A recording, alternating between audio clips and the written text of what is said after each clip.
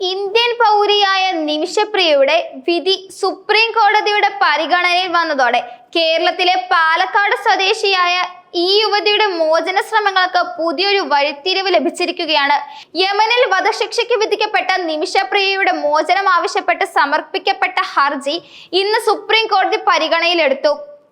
ഈ കേസിന്റെ നിലവിലെ അവസ്ഥയെക്കുറിച്ചും നിമിഷപ്രിയയെ രക്ഷിക്കാൻ കേന്ദ്ര സർക്കാർ സ്വീകരിക്കുന്ന നടപടികളെക്കുറിച്ചും കേന്ദ്രം സുപ്രീം കോടതിയിൽ വിശദീകരിച്ചേക്കും.